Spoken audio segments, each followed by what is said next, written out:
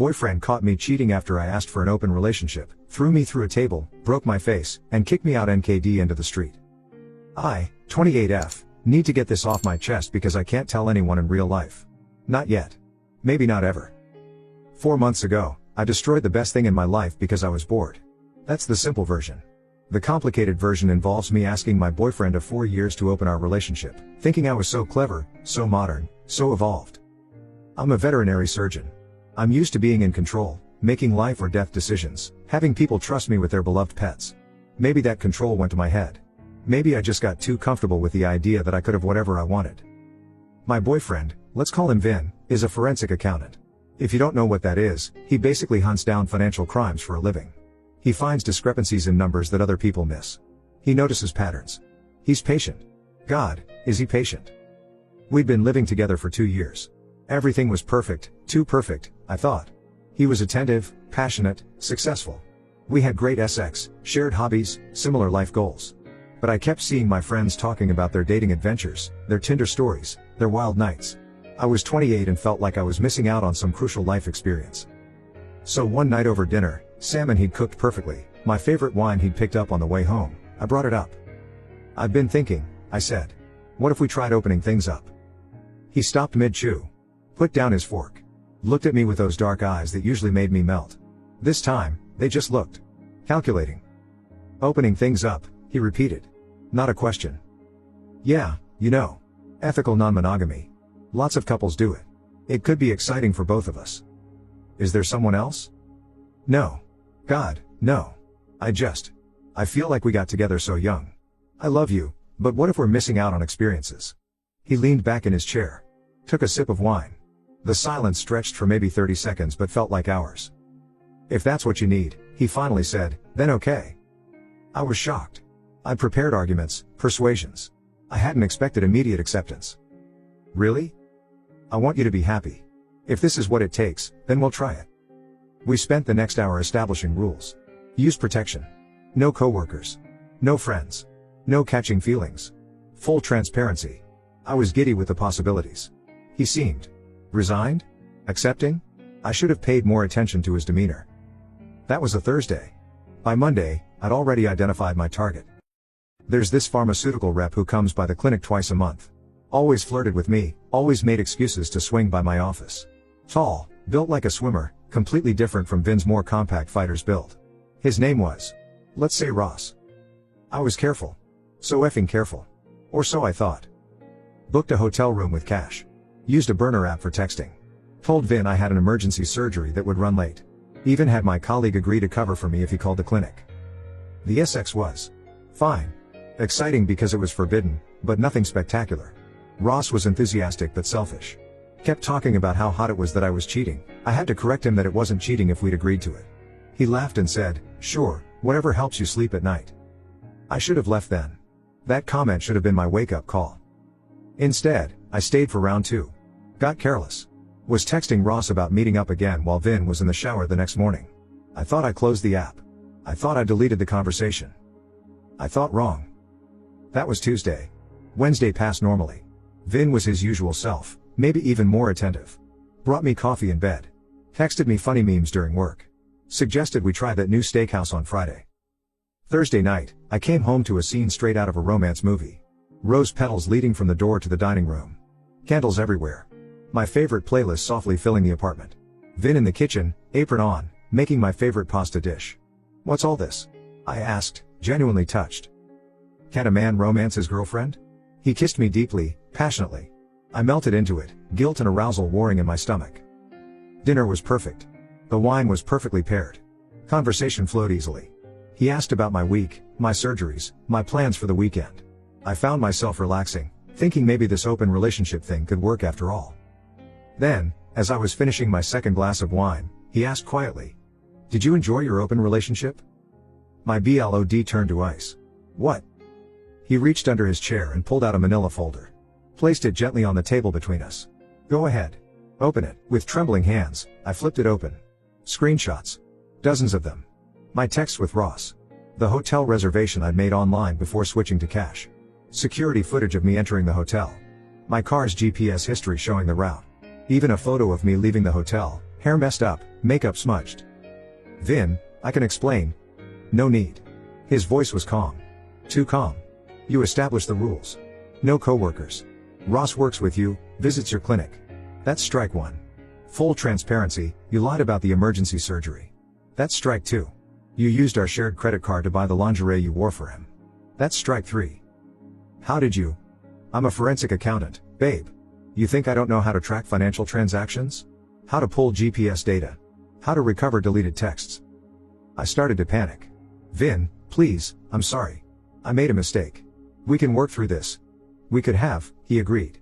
If you'd followed the rules we both agreed to. If you'd been honest. If you hadn't tried to play me for a fool. I stood up, reaching for him. Please, baby, I love you. That's when everything changed. His hand shot out faster than I could track, gripping my wrist. Not painful, just firm. Controlling. He stood slowly, and for the first time, I really noticed the difference in our sizes. I'm 5 feet 4 inches, he's 6 foot 2. I weigh maybe 120, he's a solid 200 of muscle from years of boxing. You love me? His laugh was cold. You love what I do for you. You love the stability. The apartment. The life we built. But me? No. I tried to pull away. His grip tightened. Vin, you're scaring me. Good. What happened next is burned into my memory in horrible detail. He grabbed my other wrist, pinning both behind my back with one hand. With the other, he gripped my hair, forcing me to look at him. You wanted to F around? Congratulations. Now you get to find out. He lifted me like I weighed nothing. 4 years together and I'd never really understood how strong he was. Sure, I'd seen him at the gym, admired his muscles, but this was different. This was controlled violence. The coffee table was solid glass. Expensive. We'd bought it together at an estate sale, laughing about how adult we were. It exploded when he threw me through it. I felt the glass slice into my back, my arms. Heard my nose break when my face hit the floor. Tasted blood immediately. The pain was everywhere and nowhere, shock making everything feel distant and immediate at once. I tried to get up, glass crunching under my palms, cutting deeper. He was already moving, grabbing the back of my dress, the nice one I'd worn to work, the one he'd complimented me on that morning, and tearing it off in one motion. No, please, I sobbed, but he wasn't listening. He dragged me by my hair to the front door. I was NKD except for my underwear, bleeding from dozens of cuts, nose gushing blood. He opened the door and literally kicked me out. I landed hard on the concrete hallway floor. Vin, please. I screamed. Let me in. I'm sorry. He stood in the doorway, backlit like some avenging angel. Your clothes will be in the dumpster. Your SHT will be in boxes outside. Don't ever contact me again. The door slammed. I lay there, NKD, bleeding, in shock. Doors started opening. Neighbors peering out. Someone gasped. I heard phones coming out, the distinctive sound of cameras clicking. Mrs. Rodriguez from 4B was the first to actually help, throwing a blanket over me and calling 911. But by then, at least 5 people had their phones out. Recording. Photographing. By the time the ambulance arrived, I knew my life as I knew it was over. Update 1, 2 days later. I'm writing this from my childhood bedroom. Yeah, I'm 28 and back at my parents' house. How's that for consequences? First, thank you to everyone who messaged asking if I'm okay. Physically, I'm healing. 17 stitches in various places. Broken nose that's going to require surgery. 2 cracked ribs from the fall. The ER doctor asked if I wanted to file a police report for domestic violence. I said yes, because what else was I supposed to do? That's when things got worse. The detective who came to take my statement wasn't unsympathetic, but he was thorough. When I explained what led to the incident, his expression changed. So you were in an open relationship? No, I mean, yes, but I broke the rules we established. And he found out about the infidelity? It wasn't infidelity, we had an agreement. That you violated, by your own admission. Then Vin's lawyer showed up. Not for him, he was already gone. The lawyer was there to deliver security footage from our building, a signed statement from Vin, and documentation. So much documentation. The security footage showed me entering the building, clearly intoxicated. I wasn't, but I was stumbling from shame and panic. It showed Vin opening the door and me aggressively pursuing him into the apartment. The angle didn't show what happened inside, but it showed him leaving calmly 10 minutes later with an overnight bag, and then me being escorted out and refusing to leave the premises. His statement was a masterpiece of calculated truth. He confirmed we'd agreed to try an open relationship. He provided copies of the rules we'd established. He'd insisted we write them down to avoid confusion, and I'd thought it was sweet. He explained how I'd violated every single one. He stated that when confronted, I became violent. Technically true, I had reached for him first. He said he used minimum necessary force to protect himself and remove me from his apartment. His apartment. Not ours. His. That's when I learned that despite living there for 2 years, paying half of everything, decorating together, building a life together, my name wasn't on the lease. He'd been paying the landlord directly, I'd been paying him. No paper trail showing I lived there. The detective looked at me differently after reviewing everything. Ma'am, I understand you're hurt, but from what I'm seeing here, you were trespassing and he defended himself. The extent of your injuries is unfortunate. Not witnesses to contradict his version. What about the photos? The videos the neighbors took? They show you outside the apartment, already injured, refusing to leave. They support his version of events. I couldn't believe this was happening. Then the detective delivered the cling blow. Mr. Last name has also indicated he'll be filing a restraining order. I'd advise you not to contact him or go near the apartment. My lawyer, yes, I had to get a lawyer, told me to drop the criminal complaint. Said it would only make things worse. Vin had covered every angle, documented everything, created a perfect narrative where he was the victim. And maybe he was. That's the effed up part I'm starting to realize. Maybe he was the victim. But wait, it gets worse. Remember those neighbors with the phones? The videos started hitting social media within hours. NKD cheater gets kicked out by boyfriend went viral on TikTok. Someone found my Instagram, my LinkedIn. By morning, my clinic knew. I've been placed on administrative leave pending an investigation. Turns out there's a morality clause in my contract. Something about conduct unbecoming and bringing disrepute to the practice. My boss said even if I'm cleared, the publicity might make it difficult for me to return. Ross? When the story broke, he told everyone at the pharmaceutical company that I'd been stalking him. That I'd propositioned him and he turned me down. He even filed a complaint with my clinic about inappropriate advances. My word against his, but guess who looks more credible right now? I've lost my apartment, my job is in jeopardy, my reputation is destroyed, and the man I still love, has disappeared like smoke. His social media is gone. His phone number is disconnected. Even his effing email bounces back. The worst part? Going through my phone, I found something. 3 weeks before I asked for an open relationship, I downloaded Tinder just to look. I'd matched with a few people just for fun. I'd had a conversation with Ross where I'd said my boyfriend was a bit boring and I was looking for excitement. Vin had asked me point blank if there was someone else. I'd looked him in the eye and said no. He knew I was lying. He knew, and he let me hang myself. I'm starting to think I deserved everything I got. No, that's not victim blaming. That's accountability. Something I should have had 4 months ago. Update 2 weeks later. I thought rock bottom was being NKD and bleeding in my apartment hallway. I was wrong. Rock bottom has a basement, and that basement has a effing sub-basement. But I'm getting ahead of myself. Let me tell you what happened since my last update. First, the job situation. The investigation was a formality. 3 veterinarians in my city had already seen the viral videos. Clients were calling asking if that was their vet in the video. A 1-star Yelp review mentioned me by name, calling me the cheating vet who got what she deserved. It was taken down, but screenshots lived forever. My boss called me in for a meeting. Dr. Patel has been my mentor since I was an intern. She hired me fresh out of residency, guided me through my first surgeries, celebrated with me when I saved my first critical case. The disappointment in her eyes hurt worse than any physical injury. I don't care about your personal life, she said. But I care about this practice. We've spent 40 years building our reputation. It takes seconds to destroy it.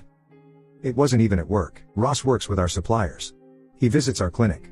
You pursued a relationship with someone in our professional sphere. That alone would be problematic. But the public nature of the aftermath. It's untenable. I was terminated with a modest severance package and a neutral reference. If I signed an NDA and agreed not to disparage the practice, I signed. What choice did I have? Then came the apartment situation. Remember how I said my name wasn't on the lease? Well, Vin, through his lawyer, generously gave me 48 hours to collect my belongings. Supervised by building security. Walking into that apartment was like entering a crime scene. Which, technically, it was. The coffee table had been cleaned up, but there were still scratches on the hardwood from where I'd been dragged. The rose petals were dead and rotting. The candles had burned down to nothing. But everything else was exactly as we'd left it. My coffee mug still in the sink. The book I'd been reading still bookmarked on my nightstand. 4 years of life together, and I had 48 hours to pack it up under the watchful eye of a security guard who kept checking his phone to watch my viral video. I know because I heard the audio. I found things as I packed. Little reminders of what I'd thrown away. The watch I'd given Vin for our anniversary, left on his dresser with a note, "Keep it. I don't want reminders." The photo album from our trip to Greece, he'd removed every picture of himself, leaving only shots of me, alone, smiling at someone no longer there. The engagement ring I found hidden in his sock drawer. Yeah. That one broke me. A classic solitaire, my exact size, with a tiny engraving inside, "Forever starts now." The receipt was dated 3 months ago. 3 months ago, he was planning to propose. 1 month before I downloaded Tinder just to look. I sat on his bedroom floor and sobbed while the security guard shifted uncomfortably by the door. But the real devastation came from an unexpected source, Vin's sister. Priya and I had been close.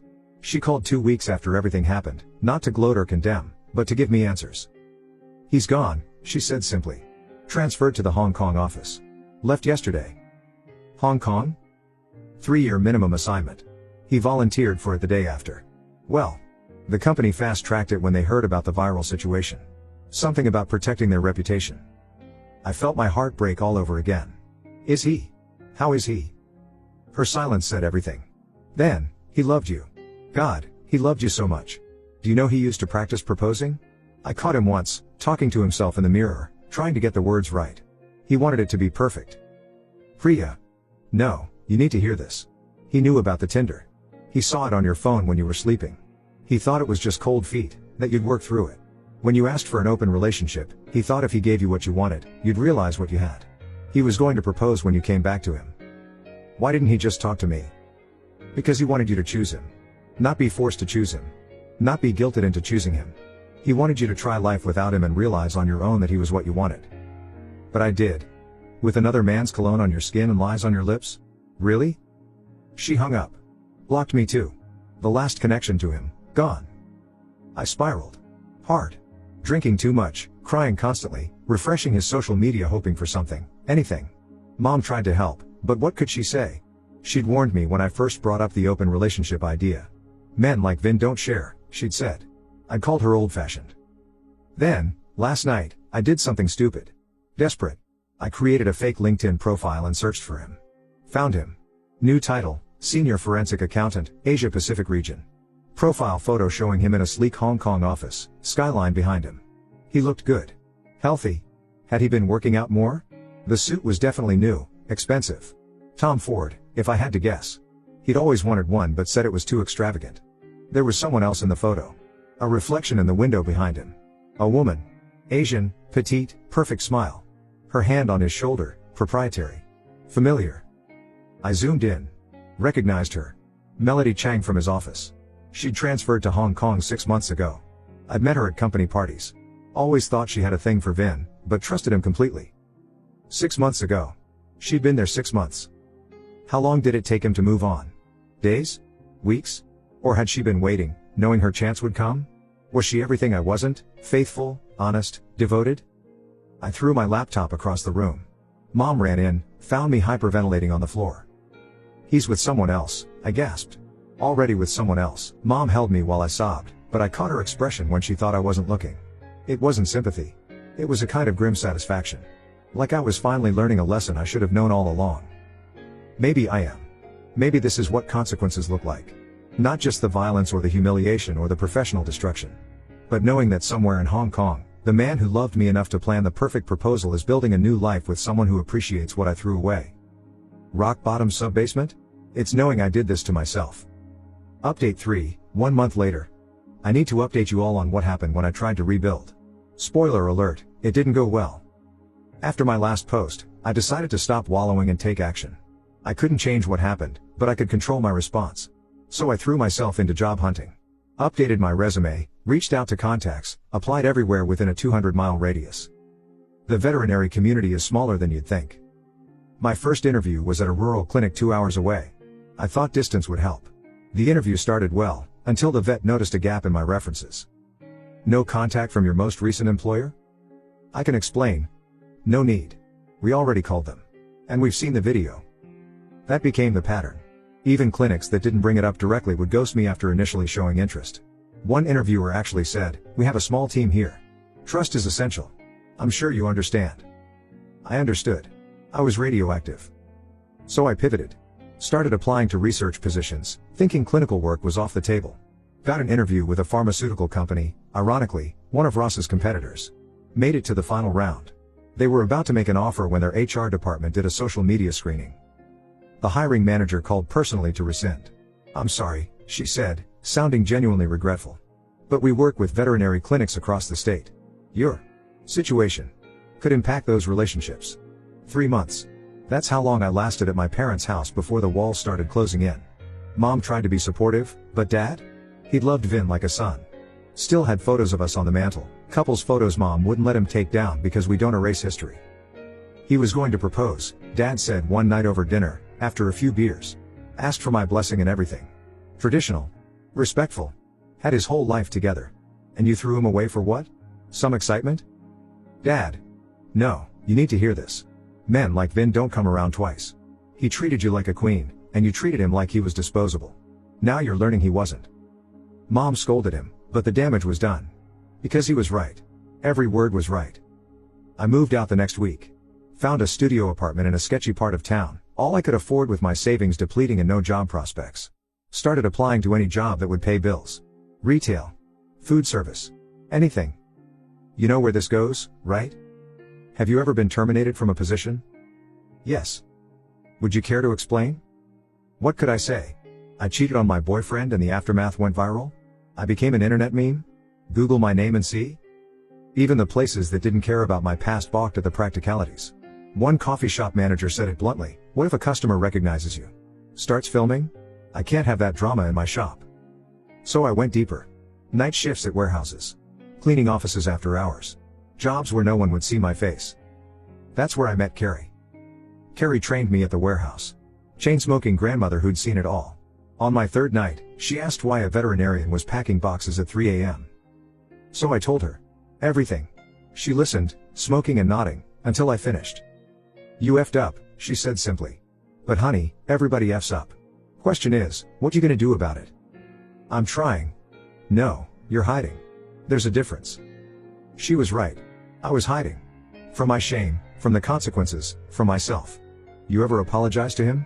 Really apologize? He blocked me everywhere. Restraining order, remember? Not talking about reaching out. Talking about accountability. You told the internet your side. You explained what really happened? Take responsibility? Or you still playing the victim? I hadn't. In all my posts, I'd focused on my pain, my losses, my suffering. But what about his? What about the man who'd loved me enough to plan forever, only to find me plotting excitement with another man? So I did something terrifying. I made another video. Not for virality or sympathy. For accountability. I sat in my shitty studio, no makeup, harsh lighting, and told the truth. All of it. How I'd downloaded dating apps before asking for an open relationship. How I'd lied to his face. How I'd broken every rule we'd set together. How he'd tried to give me what I wanted, and I'd thrown it in his face. I'm not a victim, I said to the camera. I'm a cautionary tale. I had a man who loved me, who was planning to propose, who gave me everything. And I destroyed it because I was selfish and thought I deserved more. To anyone in a relationship thinking the grass is greener? It's not. It's really effing not. The video went viral too. Different tone this time. Some people appreciated the honesty. Others said it was too little, too late. But something unexpected happened. I got a message on LinkedIn. From Dr. Amanda Chen, no relation to Melody, thank God, who ran a low-cost clinic in the inner city. Saw your accountability video. That took guts. I have a position if you're interested. Pay is SHT, hours are long, and half our clients can't afford full treatment. But if you're serious about rebuilding, we could use the help. The interview was brutal. She asked hard questions about my choices, my ethics, my ability to commit. But she also asked about my surgical experience, my passion for animal welfare, my willingness to learn. I believe in second chances, she said. But not third ones. You F up here, you're done in veterinary medicine. Clear? Crystal. I start Monday. It's a 2-hour commute from my studio. The pay is half what I made before. The clinic is in a rough neighborhood. Most vets would see it as career risk. But it's a chance. A real chance to rebuild something from the ashes I created. I still check on Vin sometimes. His LinkedIn shows him thriving in Hong Kong. The woman in his photos, Melody, is definitely his girlfriend now. They look happy. Really happy. The kind of happy we used to be. It hurts. God, it hurts. But it should hurt. Some mistakes should leave scars. My nose healed crooked. Insurance covered the functional repair but not the cosmetic adjustment. Every time I look in the mirror, I see the evidence of that night. The slight bump, the way it pulls to the left. My mother offered to pay for plastic surgery. I declined. Some reminders we need to keep. Final update, 6 months later. This will be my last update. Not because things are perfect, they're not. But because I've finally reached a place where I can breathe again. Where I can look at myself without flinching. Where I can tell this story without drowning in it. I've been at the inner city clinic for 4 months now. Dr. Chen wasn't kidding about the pay or the hours. 12-hour shifts are standard. We see everything: abandoned pets, abuse cases, animals hit by cars with owners who can barely afford antibiotics, let alone surgery. It's heartbreaking and exhausting and exactly what I needed. My first week, I was assisting on a dog who'd been used for fighting. Sweet pit bull named Roscoe, covered in scars, scared of his own shadow. His owner was a teenage kid trying to save him from his uncle's fighting ring. Kid couldn't have been more than 16, counting out crumpled bills and coins, coming up short for the surgery Roscoe needed.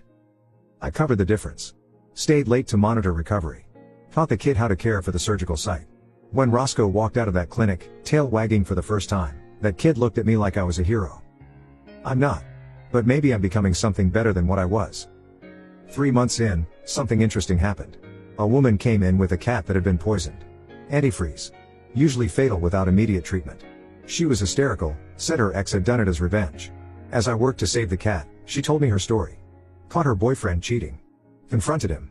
He killed her cat as punishment for disrespecting him. The cat survived. Barely. As she sobbed with relief, she said something that stuck: "I wish I'd just left when I found out. The revenge wasn't worth Tiger's life." It hit me then. Really hit me. Vin could have done so much worse. He had every tool at his disposal: my passwords, my secrets, my vulnerabilities. He could have destroyed my career completely, leaked intimate photos, turned my family against me. Instead, he used exactly enough force to extract me from his life. No more, no less. He wasn't cruel. He was surgical. Last month, the universe decided to test me one more time. I was grabbing coffee before my shift when I heard a familiar voice. Ross. Standing in line, charming the barista, same swagger that had attracted me before. He saw me. His face went through several expressions: surprise, interest, then something like amusement. Well, the infamous vet. How's life treating you? I could have ignored him. Should have. Instead, like I deserve. That threw him. Come on, we had fun. No need to be dramatic about it. Fun? I lost everything for one night of mediocre sex with a narcissist who couldn't find my clit with a map and a flashlight. The coffee shop went quiet. Someone snickered. Ross turned red. You're still hung up on that guy? Pathetic. No, what's pathetic is a 40-year-old pharmaceutical rep who preys on women in relationships because single women can smell your BS from miles away. I left without my coffee. Petty? Yes. Satisfying? Absolutely. Growth? Probably not, but I'm human. The real growth came later. Priya reached out. Vin's sister. Said she'd seen my accountability video. We met for lunch. Awkward doesn't begin to cover it. He's doing well, she said carefully. Really well. Melody? They're engaged. Small ceremony next month in Hong Kong. I nodded. Swallowed the knife in my throat. Good. That's good. He deserves happiness. He does. She studied me. So do you, eventually. Just different happiness. With someone new. Someone you won't take for granted. I know. Do you? Because holding on to guilt forever isn't noble. It's just another form of selfishness. She was right. I'd been wearing my guilt like armor, thinking suffering made me righteous. But it didn't. It just made me stuck. So I started therapy. Real therapy, not just crisis counseling. Started unpacking why I'd blown up my life. The therapist helped me see patterns I'd ignored: a history of self-sabotage when things got too good, a deep belief that I didn't deserve stability, an addiction to chaos I'd mistaken for passion. You equated safety with boredom, she explained. Vin represented everything stable and secure, and some part of you couldn't handle that. So you created chaos. How do I fix it? You don't fix it. You learn from it. You recognize the patterns. And next time, if there is a next time, you make different choices. There might be a next time. I met someone. Another vet at a conference. Nothing serious yet, just coffee and conversation. He knows my history, hard not to when Googling me brings up everything. He seems unbothered by it. Everyone has a past, he said. What matters is what you learn from it. What did I learn? That good men aren't boring, they're rare. That stability isn't a prison, it's a foundation. That love isn't about excitement, it's about choosing the same person every day, especially when temptation whispers otherwise. I learned that consequences aren't punishment, they're teachers. And some lessons leave scars. My nose is still crooked. I still wince when I see broken glass. I still dream sometimes about rose petals and candles and the sound of a coffee table shattering. But I also dream about Roscoe's wagging tail, about the kid who saved him, about the woman whose cat I helped survive revenge. I'm not the victim in this story. I'm not the hero either. I'm just someone who effed up spectacularly and is trying to build something from the wreckage. Not my old life, that's gone forever. But maybe something humbler. Quieter. More grateful. Vin, if by some cosmic chance you're reading this, thank you. For loving me once. For letting me go. For not destroying me when you could have. I hope Hong Kong is everything you dreamed. I hope Melody appreciates the morning coffee, the perfect dinners, the way you practice important conversations in the mirror. I hope she never takes for granted what I threw away. To everyone else reading, learn from my mistakes. If you have something good, protect it. If you're bored, communicate. If you're tempted, remember that excitement fades but regret is forever.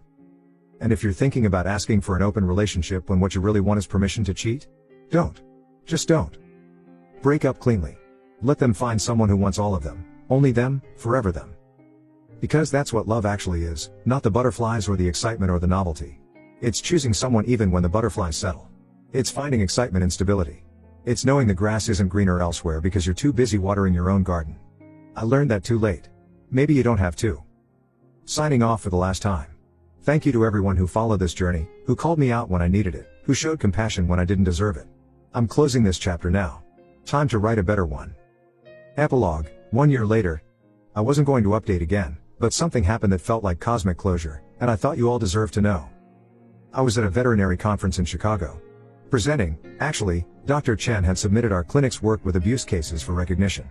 We didn't win, but being nominated was huge for an inner-city clinic. I was proud. Genuinely proud of work that mattered. During the cocktail reception, I was discussing surgical techniques with a group of vets when I felt the air change. That prickle on your neck when someone's watching you. I turned. Vin. He was across the room, in a Tom Ford suit that fit him perfectly. Melody was beside him, elegant in a navy dress, her engagement ring catching the light. They were talking to some executives, him gesturing with the controlled precision I remembered. Our eyes met. Time didn't stop. The room didn't fade away. There was no movie moment. Just two people who used to love each other, looking across a room full of strangers. He nodded. Once. Acknowledgement, nothing more. I nodded back. Then Melody said something, touching his arm, and he turned to her with a smile I recognized. The real one. The one that reached his eyes. She stood on her toes to whisper something in his ear, and he laughed, that deep, genuine sound I'd taken for granted 1,000 times. They looked good together. Natural. Like pieces that fit. I turned back to my conversation, but I wasn't really listening anymore. Because I'd seen something in that brief moment of eye contact. Not forgiveness, I wasn't entitled to that. Not anger either. Just nothing. I was nothing to him now. A stranger across a room. Someone he used to know. It was exactly what I deserved. And somehow, it was exactly what I needed. Later, in the bathroom, I found Melody fixing her lipstick. We made eye contact in the mirror. My stomach dropped, but I couldn't run. Wouldn't. Congratulations on your engagement, I said quietly. She studied me for a moment. Thank you. Then, he's a good man. The best. I know. No malice. Just fact. I'll take care of him. I know you will. She left without another word. No drama. No confrontation. Just two women who understood the weight of loving the same man, one who'd failed him, one who wouldn't. I stayed in that bathroom for 10 minutes, staring at my crooked nose, letting the finality wash over me. When I emerged, they were gone. I never saw them again for the rest of the conference. That night, I had dinner with the vet I'd been seeing, Oliver. We'd been taking things slow, brutally slow. I'd told him everything on our third date, even showed him the videos. He'd watched them in silence, then said, okay. So we know what not to do. Over dinner, I told him about seeing Vin. How do you feel? He asked. Like I watched the end of a movie I'd already seen. Sad but not surprised. Grateful it had a happy ending, even if I'm not in it. That's very mature. No, it's just very tired. I'm tired of being the villain in my own story. He reached across the table, took my hand. So be the hero in the next one. We're still taking it slow. I still have trust issues, not with him, with myself. I still check my phone obsessively when he's out, not because I think he's cheating but because I'm terrified I am. Not physically, but mentally. Always looking for signs I'm getting bored, getting restless, about to sabotage again. That's growth, my therapist says. Recognizing the patterns before you act on them. Oliver knows about the checking. We talked about it. He shows me his phone sometimes, not because I ask but because he understands I need the reassurance. He's patient in ways that make me want to cry, the good kind of tears. I'm not him, he said once. I'm not trying to be. But I'm here, and I'm not going anywhere unless you push me away. What if I do?